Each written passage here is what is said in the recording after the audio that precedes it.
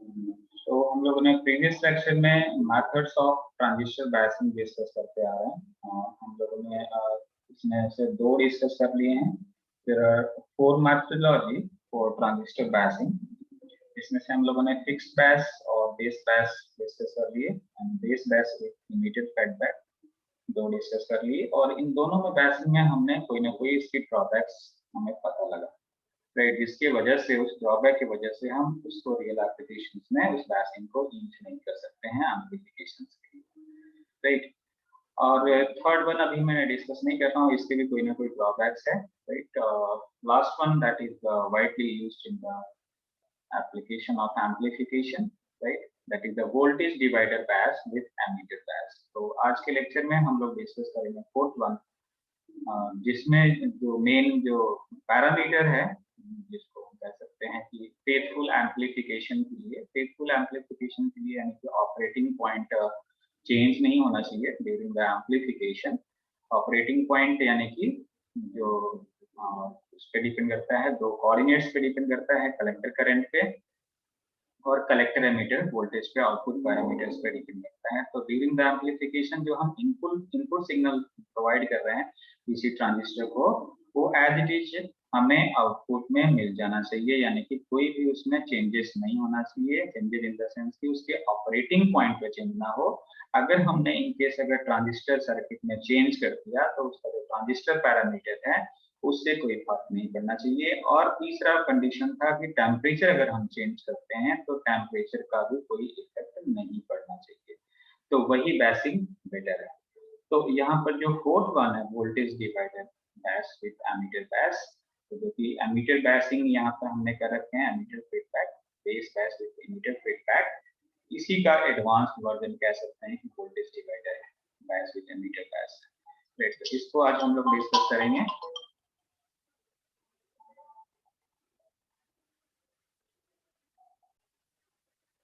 Voltage divider bias method, right, that is also called self biasing, right. So basically why it is used in biasing of a transistor, because it provide faithful amplification. This type of biasing provide faithful amplification, right। faithful amplification हम लोगों ने discuss कर लिया कि वो 3 parameter satisfy होना चाहिए, 3 condition satisfy होना चाहिए।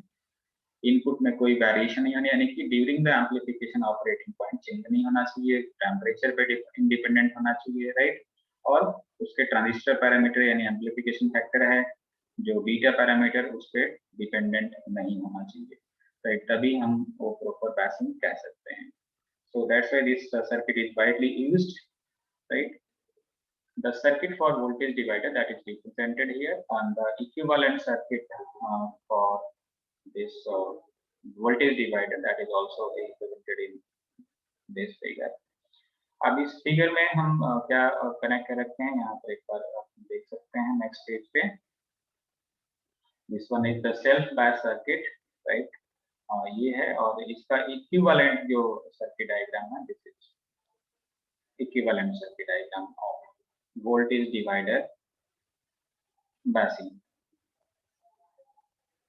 तो इसको मैं अभी डिस्कस करता हूँ। अब इसमें क्या क्या है ये हम लोग बॉल्व कर लेते हैं। Basically the 2 resistances R1 and R2 that is connected across the supply voltage VCC, which provides biasing, and the emitter resistance RE which provides stabilization। यहाँ पर पहले हम डायग्राम में चेक करते हैं। देखिए कि जो सप्लाई था, बेसिकली हम लोग ये जो बायसिंग कर रहे हैं इकोनॉमिकल पड़े हैं किसी सिग्नल को एम्पलीफाई करने के लिए। तो उसके लिए जो हम लोग डीसी पावर सप्लाई जो यूज कर रहे थे कि फॉरवर्ड करने के लिए, फॉरवर्ड बायसिंग करने के लिए इनपुट को हम एक अलग से बैटरी यूज करते थे, और इधर आउटपुट को रिवर्स बायसिंग करने के लिए अलग से बैटरी यूज करते थे, राइट। तो उसको हम मिनिमाइज करने के लिए एक सिंगल बैटरी से हम बायसिंग कर सकते हैं, जो कि बहुत ही इकोनॉमिकल होगा, राइट। तो इस एक सिंगल बैटरी से इसको हम बायसिंग, अभी 2 टॉपिक में जो प्रीवियस लेक्चर में हम लोग डिस्कस किए। यहाँ पर फाइनली हम जो फोर्थ जो सबसे इम्पोर्टेंट है इवेंट, उसको यहाँ पर डिस्कस कर रहे हैं, that is widely used in electronic circuits. तो ये देख सकते हैं आप कि ये जो वोल्टेज है VCC, उसको 2 पार्ट्स में यहाँ पर डिवाइड हो गया, that is R1 and R2, right। R1 and R2, that's why it is called a voltage divider voltage divider और इसके क्रॉस करेक्टर के क्रॉस और ये एमीटर के क्रॉस। तो ये वोल्टेज को डिवाइड कर दिया यहाँ पर दो पार्ट में, राइट। और क्या कहा गया है, और जो एमीटर रेजिस्टेंस है that provides the stabilization. Stabilization stability factor हम लोगों ने पढ़ा है। स्टेबलाइजेशन की यानी कि कलेक्टर करंट में कोई वेरिएशन नहीं होगा टेम्परेचर और उस टेम्परेचर के चेंज होने से, राइट। और दूसरा कंडीशन की वो उससे इंडिपेंडेंट होगा बीटा पैरामीटर से, बीटा पे वो डिपेंड नहीं करेगा, तभी सर्किट स्टेबलाइज होगा यानी कि बायसिंग स्टेबलाइज होगा, राइट। तो उसको हम यूज कर सकते हैं। ऐसा नहीं कि इन बिटवीन वो जो स्टेबलाइजेशन उसकी चेंज हो जाए। अगर हमने ट्रांजिस्टर चेंज किए तो उसकी स्टेबलाइजेशन चेंज हो जाए, या टेम्परेचर चेंज किए तो स्टेबलाइजेशन चेंज हो जाए। Basically emitter resistance that provide stabilization. So the name that voltage divider comes from the voltage divider formed by the resistance this R1 and R2, right? Since this beta parameter of transistor that is very sensitive to temperature. Beta parameter क्या है, ये amplification factor है। IC is equal to beta IB, IC upon IB beta का formulation होता है, right. Common ammeter configuration, common emitter transistor configuration जो हमने उसमें पढ़ रखे हैं, इसमें सारा कुछ डिस्कस कर रखे हैं। ये टेम्परेचर डिपेंडेंट है and that changes therefore in this method by suitable selecting the voltage divider network the operating point can be made almost independent of beta. Operating point क्या होता है, ऑपरेटिंग पॉइंट हम लोगों ने प्रीवियस इवन लेक्चर में discuss किए थे। Operating point आप एक बार जस्ट यहाँ पर देखें, ये ऑपरेटिंग, ये जो हम लोगों ने आउटपुट कैरेक्टरिस्टिक्स पढ़ रखे हैं ट्रांजिस्टर के आउटपुट कैरेक्टरिस्टिक्स में, एक्स एक्सिस में हम VCC प्लॉट करते हैं, VCE, right, voltage across collector emitter, और वाई एक्सिस में कलेक्टर करंट IV कैरेक्टरिस्टिक्स है, और डिफरेंट बेस वोल्टेज पे जिसको प्लॉट कर रखे हैं VC की वैल्यू। तो इसमें ये ट्रांजिस्टर में तीन रीजन है, कौन से, एक ये सैचुरेशन रीजन है, ये एक्टिव रीजन है, ये just IB is equal to 0 micro ampere के जस्ट बिलो जो है region, that is called cut off region you can say, right. तो ये रीजन सारे ये ऑपरेटिंग पॉइंट्स होते हैं, ये जो डॉटेड बना रखे हैं अलग अलग वोल्टेज पे, यानी कि इस DC लोड लाइन पे, जो ADC लोड लाइन इसको बोलते हैं, राइट। और मैक्सिमम एक्स एक्सिस की वैल्यू और वाई एक्सिस की वैल्यू के बीच जो लाइन ड्रॉ करते हैं that is the DC load line, और जिस पे ये इंटरसेक्ट करते हैं that is the operating point for different base current. तो ये ऑपरेटिंग पॉइंट को इस तरह से सेलेक्ट करना होता है कि उसके बीटा पैरामीटर पे कोई चेंजेस ना हो। ऑपरेटिंग पॉइंट मतलब तो सेलेक्ट हो गया एक बार और वो independent of beta, right. So that's this is why this circuit is also called passing circuit independent of beta, because इस तरह से उसको थेवेनिन थ्योरम के थ्रू इस सर्किट में हम उसको इक्विवेलेंट में कन्वर्ट किए, उस ऑपरेटिंग पॉइंट को इस तरह से उसको सेट किए कि कोई भी चेंजेस से उस बीटा पे कोई फर्क नहीं पड़ेगा। इधर हम टेम्परेचर इंक्रीज करें या फिर ट्रांजिस्टर को चेंज करें तो उसके फर्क नहीं पड़ना, राइट। तो सर्किट डायग्राम में आप एक बार चेक कर सकते हैं, ये ट्रांजिस्टर यहाँ पर रिप्रेजेंट है, पहले भी हम लोगों ने ये कई बार इसको यहाँ पर बना रखे हैं। This is the NPN transistor, right. ये NPN ट्रांजिस्टर है, और NPN ट्रांजिस्टर में हमने एमीटर को, ये कलेक्टर है, ये बेस है, राइट, और ये एमीटर है। तो NPN ट्रांजिस्टर में करंट का डायरेक्शन कहाँ पर बाहर की होता है, कैसे, क्योंकि ये P है पॉजिटिव है, ये N नेगेटिव है, हायर टू लोअर पोटेंशियल की तरफ डायरेक्शन होता है, राइट। तो ये NPN common emitter transistor, emitter को कॉमन कर दिया, राइट। कॉमन क्यों कर दिया, क्योंकि हमें इनपुट में दो टर्मिनल चाहिए और आउटपुट में भी दो टर्मिनल चाहिए, राइट। इनपुट हम दो टर्मिनल को ही प्रोवाइड कर सकते हैं, राइट, बट इफ 3 टर्मिनल्स है that's why we have common this emitter. तो यहाँ पर अब जो ये सप्लाई जो इसको बेसिकली हमें फॉरवर्ड बायसिंग में रखना होता है और इस आउटपुट को रिवर्स बायसिंग में रखना, राइट। बट उसके लिए हमारा क्या कंडीशन था कि इकोनॉमिकल सर्किट जो बायसिंग कर रहे हैं उसमें इकोनॉमिकल हो, इकोनॉमी मतलब वो कॉस्टली ना हो, है ना। 2 बैटरी यूज करने से क्या फायदा। तो यहाँ पर हम एक सिंगल बैटरी से इसको बायसिंग करना चाह रहे हैं। तो इस बायसिंग में सिंगल बैटरी से इस तरह से बायसिंग कर रहे हैं कि ये वोल्टेज जो यहाँ पर है वो डिवाइड हो जा रहा है 2 पोर्शन में, और वो प्रॉपर वे में इनपुट भी फॉरवर्ड बायसिंग है और उसका आउटपुट भी रिवर्स बायसिंग में बना रहता है, राइट। तो यहाँ पर एक कलेक्टर करंट के क्रॉस जो रेजिस्टेंस है दैट इज आरसी, और उसमें करंट फ्लो हो रहा है that is IC, collector current, right. और ये दोनों करंट इसमें इंटर कर रहे हैं and that is equivalent to, यहाँ पर आप कह सकते हैं that is equivalent to emitter. और ये बेसिक फॉर्मूलेशन आपने पढ़ रखे हैं, ये बेस करंट है आईबी, राइट। तो IE is equal to IB plus IC, ये फॉर्मूलेशन आपने पढ़ रखे हैं टोटल एमीटर करंट। तो इसके क्रॉस जो रेजिस्टेंस है I1 के क्रॉस दैट इज R1, इसमें भी करंट I1 फ्लो हो रहा है, इसमें करंट I2 फ्लो हो रहा है, राइट। तो दैट बेसिकली I1 I2 है, but this is equivalent to this I1 equal to I2 equal to I, हम जनरली इसको कहते हैं, राइट। सो क्योंकि बेस करंट क्या होता है, बहुत ही नेग्लेजिबल होता है, बहुत ही स्मॉल होता है, तो इसको हम नेग्लेक्ट कर सकते हैं। तो जो करंट यहाँ पर है वो इस डायरेक्शन में फ्लो होगा, राइट। तो resistance across this is that is the R। तो इसको इक्विवेलेंट करने के लिए यहाँ पर हमने थेवेनिन थ्योरम यूज किए हैं, तो आपने पहले पढ़ रखे हैं थेवेनिन थ्योरम। एक सेकंड प्लीज। तो इस रेजिस्टेंस दोनों को इस तरह से इसको सेट किया गया, सेलेक्ट किया गया that is equivalent to a single resistor that is called Thevenin resistance, right, RTS कह सकते हैं। और इसके क्रॉस जो वोल्टेज प्रोवाइड कर रहे हैं that is base voltage that is equivalent to, calculate करेंगे VCE R2 upon R1 plus R2, इसको कैलकुलेट करेंगे अभी एनालिसिस पैरामीटर में।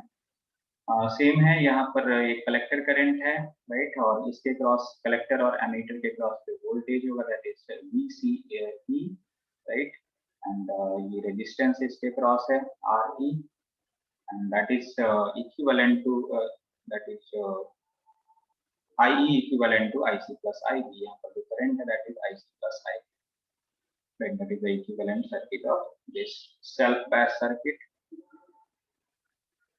अब इसमें हम इसका जो क्रिटिकल पोर्शन है वो डिस्कस करते हैं।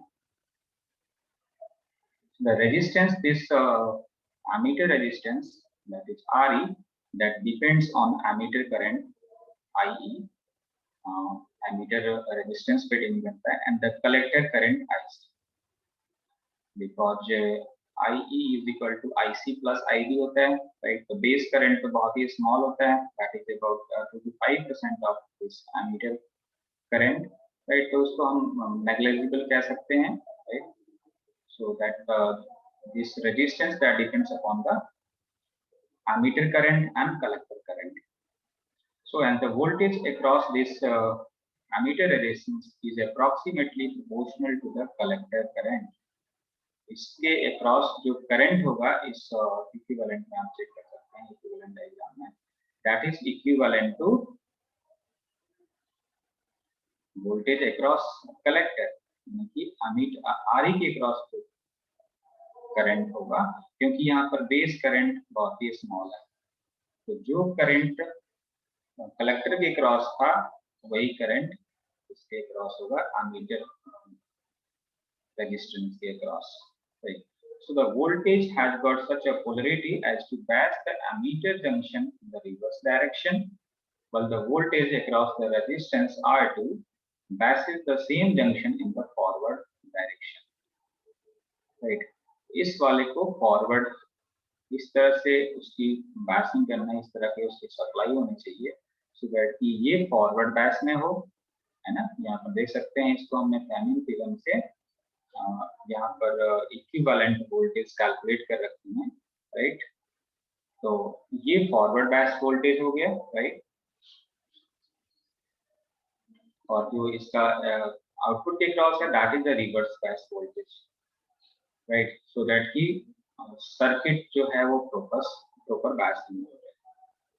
in designing this circuit, the voltage drop across the resistance R2 is made slightly greater than that across the resistance RE. अगर इसके क्रॉस वोल्टेज ड्रॉप R2 के क्रॉस जो वोल्टेज ड्रॉप है अगर RE से ज्यादा नहीं होगा तो सिग्नल ट्रांसमिट नहीं हो सकता है, यानी कि इनपुट जो हम प्रोवाइड कर रहे हैं वो इनपुट आउटपुट में एम्पलीफाई नहीं होगा.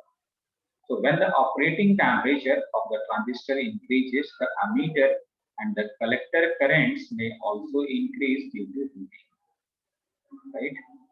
अगर हमने ट्रांजिस्टर का टेम्परेचर इंक्रीज कर रहे हैं तो एमीटर एंड कलेक्टर करंट्स और इंक्रीज हो सकता है. So that increase in the emitter current may causes an increase in the voltage drop across collector current increase होगा तो कलेक्टर करंट इवन इस पे डिपेंड करता है. ये जो आरई है रेजिस्टेंस अक्रॉस एमीटर है that is depend upon the collector current, तो ये भी इंक्रीज हो जाएगा. therefore the reverse bias across the emitter junction increases, right? so reverse biasing increase हो जाएगा. as a result base current decreases, right? ये अगर इसके क्रॉस वोल्टेज अगर इंक्रीज होगी तो बेस के क्रॉस क्या होगा, वोल्टेज ड्रॉप जो होगी that will be decrease. therefore the current also tends to decrease. जो करंट्स होगा कलेक्टर करंट होगा वो और डिक्रीज हो जाएगा. therefore there is a stabilization of the operating point due to the current feedback action. अब जो इनिशियली कंडक्शन नहीं हो रहा था और ये बैसिंग के वजह से वो प्रॉपर वे में कंडक्शन होना स्टार्ट हो गया, राइट? तो क्या कह सकते हैं कि यानी कि टेम्परेचर इंक्रीज करने से जितना करंट में डिक्रीमेंट हुआ था उतना ही वो करंट में इंक्रीमेंट हो गया प्रॉपर बैसिंग से. यानी कि करंट पे वो डिपेंड नहीं हुआ, जो कलेक्टर करंट है वो करंट पे डिपेंड नहीं हुआ. इवन इस चीज को हम मैथमेटिकली यहाँ पर डिस्कस करेंगे अभी कि जो कलेक्टर करंट है that is not dependent on any temperature और टेम्परेचर रिलेटेड पैरामीटर और transistor parameter. That's why we can say that the operating point will not change during the amplification, then we can get the faithful amplification. So जो first circuit में तो मैं जरा minimise करना है so that की circuit भी हमें दिखे.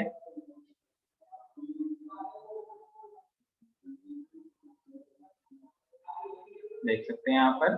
सो let I1 be the current flowing through R1 and R2. यहाँ पर मैं डिस्कस किया कि सर्किट डायग्राम में ये जो करंट है ये जो VCC से जो सप्लाई आ रही है तो यहाँ पर दो पार्ट्स में डिवाइड हो गया, कलेक्टर के क्रॉस और इसके क्रॉस में वोल्टेज डिवाइड हो गया, राइट? सो यहाँ पर करंट I1 पास आउट हो रहा है. इवन हम कह सकते हैं कि यहाँ पर I1 और ये इस जंक्शन पे दो पार्ट में डिस्ट्रीब्यूट हो रहा है, यानी कि इधर हम I2 कह सकते हैं, इधर I भी कह सकते हैं. बेस करंट दो पार्ट में, बट हमें मालूम है कि this base current is so small. इस तरह से उसको बैचिंग किया कि बेस करंट बहुत स्मॉल है. तो basically this I1 that is equivalent to I2 that is equivalent to I कह सकते हैं या फिर सिंपली हम I1 कह सकते हैं, राइट? तो R1 R2 के क्रॉस जो करंट है that is I1 that is equivalent to that voltage जो हमने सप्लाई दे रखा है VCC upon total resistance, right? इस बीच में R1 plus R2. Right? Simple Ohm's law से कैलकुलेट कर. So voltage across resistance R2, voltage across resistance R2, इसके क्रॉस वोल्टेज ड्रॉप कितना होगा that can be calculated using V is equal to IR, right? तो इसके cross current कितना है I1 है, right? जो अभी हमने कैलकुलेट किया है, और रेजिस्टेंस कितना है R2 है. तो I1 V2 is equal to I1 R2. तो I1 की वैल्यू यहाँ पर शिफ्ट कर दिया. I1 इज इक्वल टू क्या है VCC upon R1 plus R2 into R2, right? That is the voltage across this R2 resistance. तो अब किरचॉफ्स लॉ अप्लाई करते हैं. किरचॉफ्स लॉ से हम जो पैरामीटर है जो यहाँ पर मैंने रिप्रेजेंट किया था ऑपरेटिंग पॉइंट्स जो कोऑर्डिनेट्स की बात कर रहे थे, वो parameter during the amplification change नहीं होना चाहिए। जो क्यू पॉइंट है, क्यू को हम ऑपरेटिंग पॉइंट कहते हैं।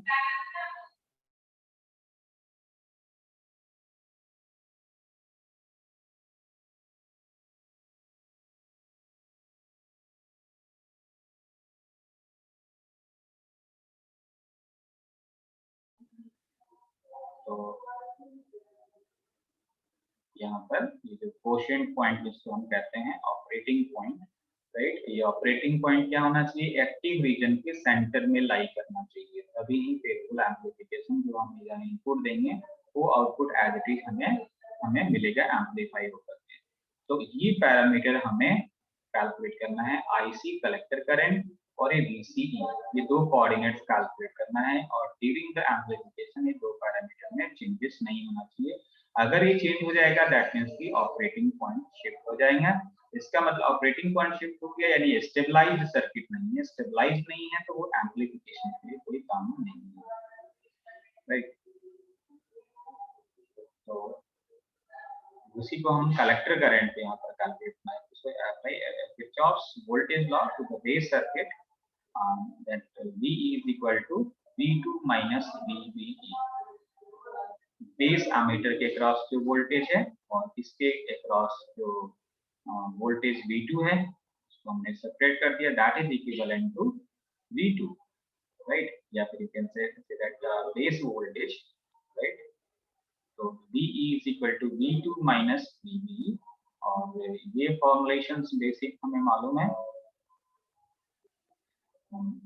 Ammeter current I is equal to VE upon RE, उसके क्रॉस वोल्टेज कितना ड्रॉप हो रहा है एमीटर के क्रॉस, दैट इज VE, और रेजिस्टेंस कितना है RE, और करंट हो जाएगा I is equal to VE upon RE, right.